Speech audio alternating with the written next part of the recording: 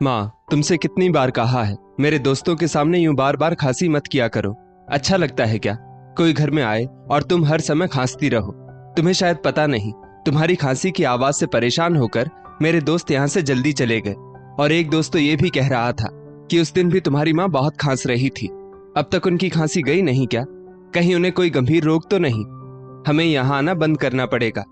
और हितेश, तू तो तेरे परिवार का ध्यान रख, वरना कहीं इनकी वजह से तेरे परिवार को कोई रोग ना हो जाए। माँ, आप अपने कमरे से ज्यादा बाहर मत निकला कीजिए। हितेश गुस्से में अपनी माँ कलावती जी से बोला। पीछे से हितेश की पत्नी सीमा भी बोली, हितेश, मैं तो तुम्हारी माँ को समझा समझा कर थक गई, मगर इनके कानों पर तो जूं तक नहीं रेंगती। पूरे घर में यूं ही खांसते खांसते घूमती रहती है। इन्हें तो इतना भी नहीं पता कि मुंह पर हाथ रखकर खांसना चाहिए। घर में 2 छोटे बच्चे भी हैं, कम से कम उनके बारे में ही सोच लेती, मगर नहीं, इनसे अपने कमरे में एक जगह बैठा ही नहीं जाता। कलावती जी बोली, तुम दोनों के पास ना तो मेरे लिए समय है और ना ही मेरे इलाज के लिए पैसे। घर के इलाज कर करके थक गई हो, मगर खांसी में कोई फर्क नहीं पड़ा। फिर भी तुम लोग मुझे अस्पताल लेकर नहीं जाते, उल्टा कहते हो कि खांसी मत करो। भला खांसी कोई जानबूझकर करता है क्या? कितनी बार कहा मुझे डॉक्टर को दिखाओ, मगर तुम दोनों को अब इस बुढ़िया की फिक्र ही कहाँ है।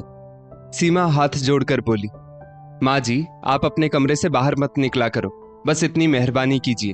हाँ, नहीं है हमारे पास आपके लिए पैसे, हमारे भी 2 बच्चे हैं, उनकी जिम्मेदारियां पूरी करें या आपके ऊपर पैसे लुटाएं। आपको तो बस बैठे बैठे मुफ्त की रोटी तोड़नी आती है, काम की ना काज की, दुश्मन अनाज की।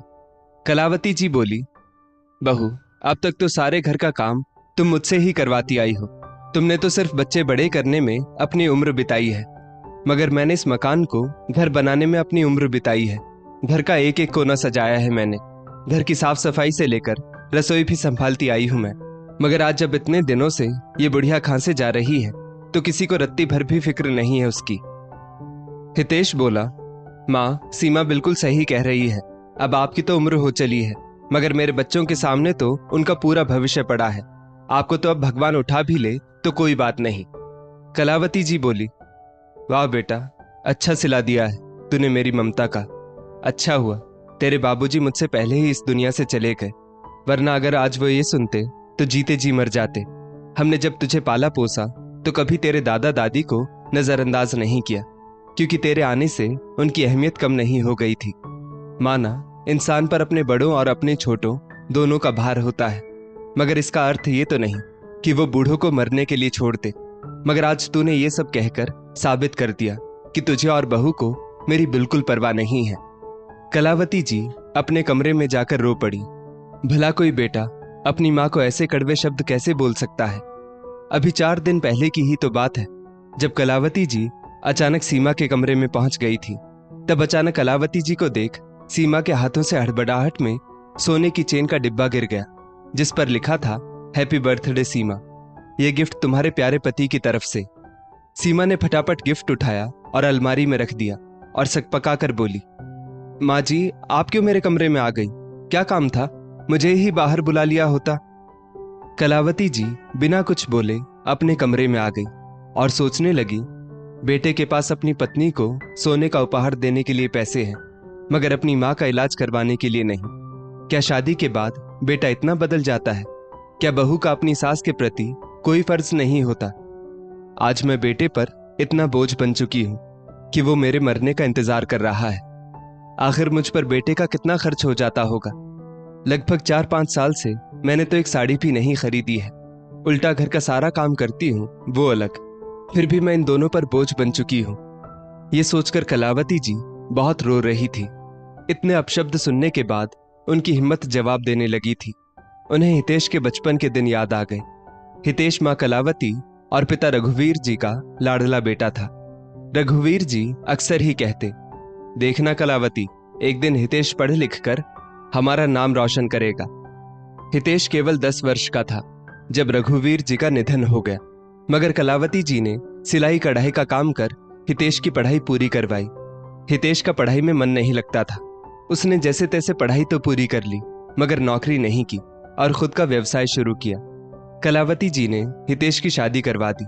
शुरुआती दिनों में तो सब सही चल रहा था, मगर धीरे धीरे बहू सीमा ने अपने असली रंग दिखाने शुरू कर दिए।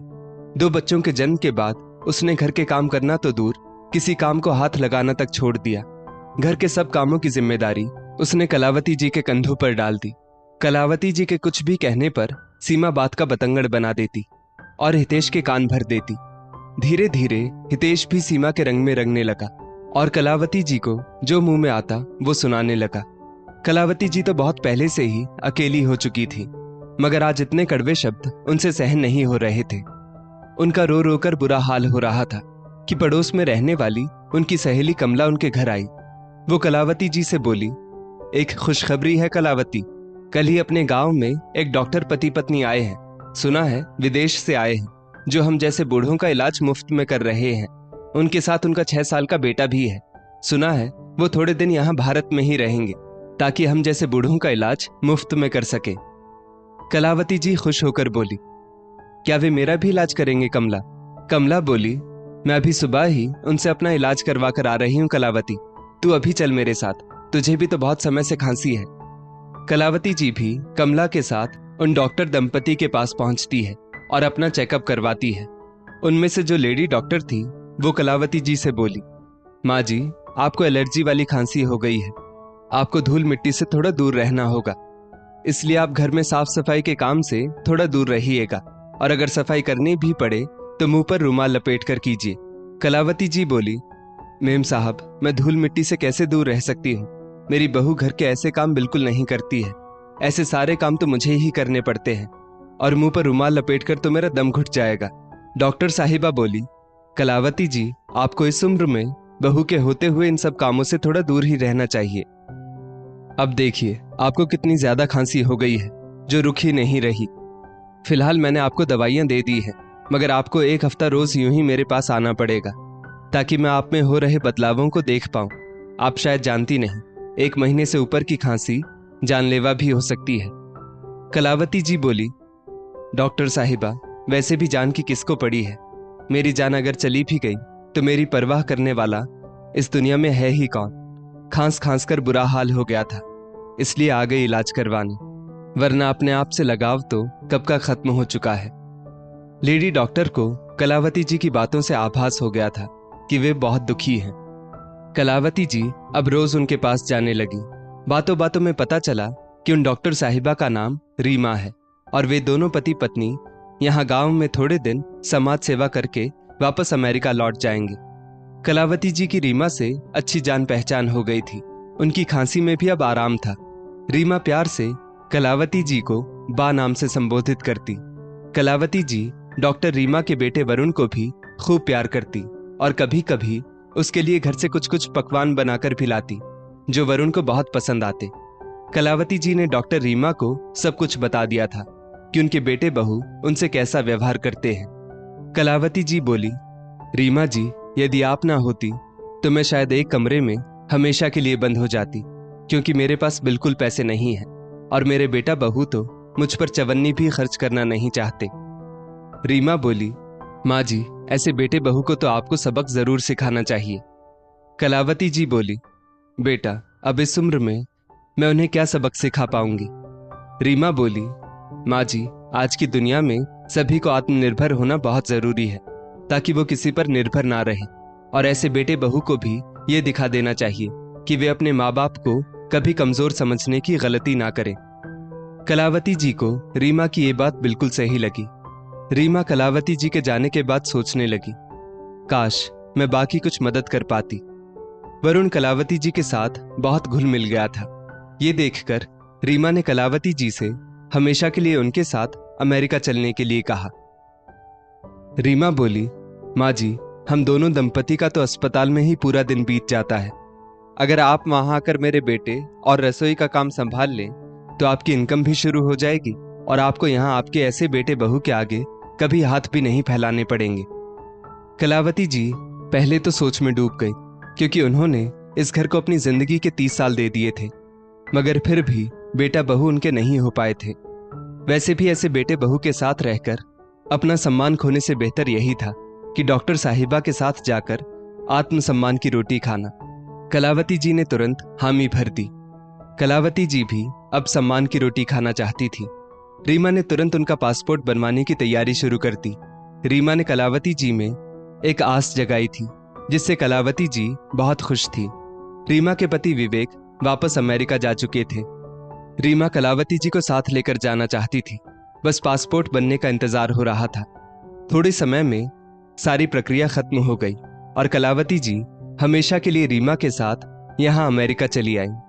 सीमा बोली, अच्छा हुआ बला टली, वैसे भी बुढ़िया यहां मुफ्त की रोटियां तोड़ती थी। कलावती जी अमेरिका जाकर वहीं रच बस गई। पूरा दिन वरुण और रसोई संभालती और बदले में पैसे और सम्मान दोनों पाती। कलावती जी के खुद के बेटे बहू ने कभी उनकी खबर तक नहीं ली थी, मगर यहाँ दोनों डॉक्टर पति पत्नी ने कलावती जी को माँ की तरह सम्मान दिया। रीमा ने कलावती जी को अपनी माँ जैसा स्नेह दिया। यहाँ आकर कलावती जी ने भी कभी अपने स्वार्थी बेटे और बहू को याद नहीं किया। लगभग 15 वर्ष हो गए थे कलावती जी को अमेरिका आए कि एक दिन अचानक उनके बेटे हितेश का उनके पास फोन आया और वो रोते हुए बोला, माँ, तुम्हारी बहू को ब्लड कैंसर हो गया है और मैं बहुत मुसीबत में हूँ। शायद हमने जो तुम्हारा हर पल तिरस्कार किया, ये उसी की सजा है। माँ, मुझे माफ कर दो। कलावती जी इतने सालों बाद बेटे की आवाज सुनकर कुछ देर तो कुछ बोली ही नहीं, मगर माँ कब तक अपने बेटे से नाराज रह सकती है। वे बोली, मेरे बचाए पैसों में से कुछ पैसे मैं तुझे भिजवा दूंगी ताकि तू सीमा का अच्छे से इलाज करवा पाए। हितेश बोला, माँ, बहुत मेहरबानी होगी आपकी। कलावती जी फोन रखकर सोचने लगी। इतने सालों बाद बेटे का फोन आया, वो भी जरूरत के लिए।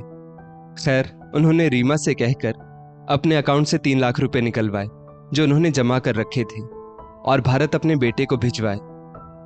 सीमा का इलाज उन्हीं पैसों से करवाया गया। जो हितेश और सीमा कभी अपनी मां को सम्मान ना दे पाए, आज उन्हीं के कमाए पैसों से अपना काम करवा पाए।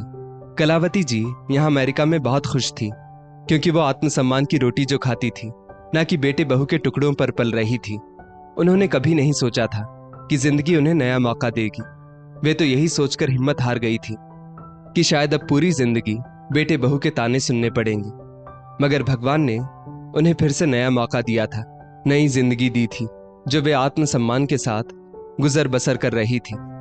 दोस्तों, हमें अपने घर के बड़े बुजुर्गों का सम्मान करना चाहिए, ना कि उन्हें इतना मजबूर कर देना चाहिए कि उनका प्यार हमारे प्रति हमेशा के लिए खत्म हो जाए। और कभी भी किसी को इतना कमजोर नहीं समझ लेना चाहिए कि वो तुम्हारे बगैर कुछ नहीं कर सकता, क्योंकि जिस भगवान ने हम सभी को धरती पर भेजा है, उन्होंने हमारे भरण पोषण का भी इंतजाम कर रखा है। इस स्टोरी को लेकर आपकी क्या राय है, नीचे कमेंट करके जरूर बताइएगा। और ऐसी ही और भी बेहतरीन वीडियोस के लिए हमारा पेज जरूर